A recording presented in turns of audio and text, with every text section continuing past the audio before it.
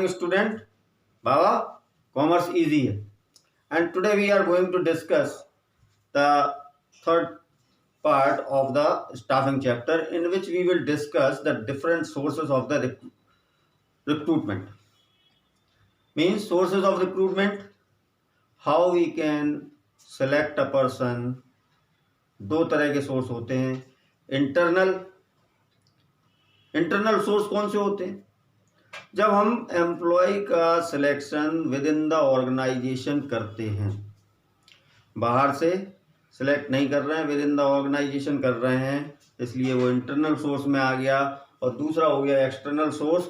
External source में employ का selection बाहर से किया जाता है, ऑर्गेनाइजेशन के अंदर से किसी भी बंदे को नहीं ना लेके हम बाहर से कर रहे हैं, राइट. तो वो एक्सटर्नल सोर्स में आ जाता है. बात आ जाती है इंटरनल सोर्स के थ्रू अगर हम किसी भी बंदे का सिलेक्शन करते हैं तो कैसे पॉसिबल हो सकता है. सबसे पहली चीज़ है ट्रांसफ़र एंड दूसरी चीज़ है promotion.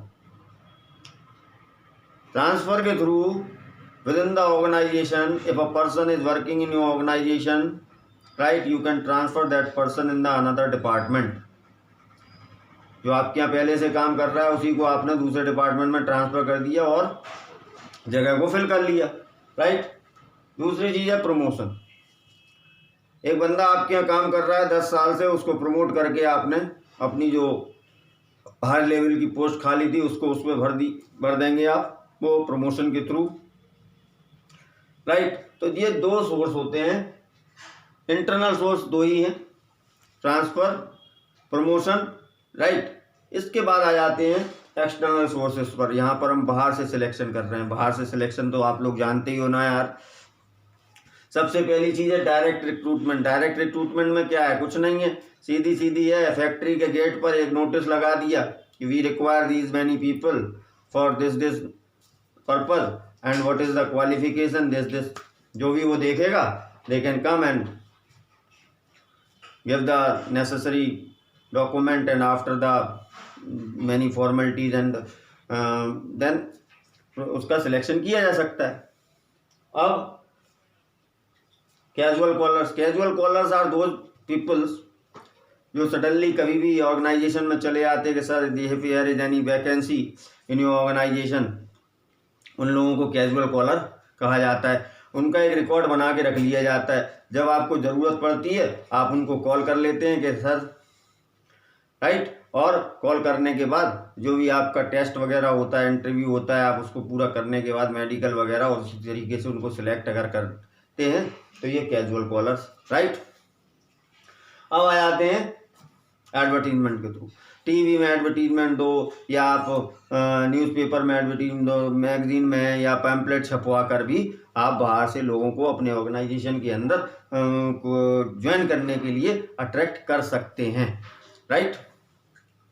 Next, ad on television. TV पर ऐड निकलवा कर भी आप अपने जो ऑर्गेनाइजेशन में है उसको जो भी वैकेंसीज खाली हैं उनको फिल कर सकते हैं. एक और होता है जो आप लोग जानते हैं, स्टूडेंट हैं, कैंपस सिलेक्शन.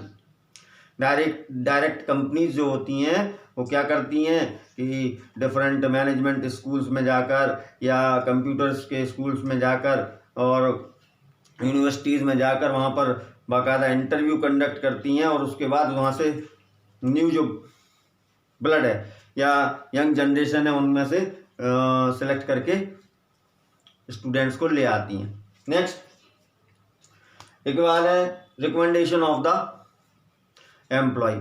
अगर कोई already person is working in organisation और अगर वो किसी के लिए रिकमेंड करता है, किसी की सिफारिश लगाता है कि सर वो इसको आप रख लीजिए, तो दैट इज ऑल्सो पॉसिबल. लेकिन आया बाहर से ही है. ऑर्गेनाइजेशन के अंदर के बंदे ने केवल सिफारिश लगाई है. वो चीज़ जो बंदा दूसरा है वो बाहर का है, अभी ऑर्गेनाइजेशन में काम नहीं करता, उसको आप सिलेक्ट कर रहे हैं. और नेक्स्ट हो गया आपका एम्प्लॉयमेंट एजेंसीज. दो तरह की होती हैं, एक होती है गवर्नमेंट और एक होती है प्राइवेट एजेंसी. गवर्नमेंट एजेंसीज में जाकर आप जो लोग एजेंसी में रजिस्टर्ड हैं आप उनसे बायोडाटा ले सकते हैं और उनको बुला सकते हैं, टेस्ट कंडक्ट कराइए, सिलेक्ट कर सकते हैं और प्राइवेट प्लेसमेंट एजेंसी भी होती हैं। प्राइवेट प्लेसमेंट एजेंसी क्या होती हैं, वो अपने यहाँ जो भी लोग आते हैं उनके बायोडाटा वगैरह डिटेल सब नोट कर लेती है, और जिनके एम्प्लॉयर्स को ज़रूरत होती है वो एम्प्लॉयर्स प्राइवेट प्लेसमेंट एजेंसी को कॉन्टैक्ट करते हैं कि I want these many people of this education, so please provide me। वो लोग आपके बायोडाटा उठाकर उनको दे देते हैं कंपनी के जो आपके एम्प्लॉयर्स हैं उनको, फिर वो आपको कॉल करेंगे। Right, okay, thank you, have a nice day.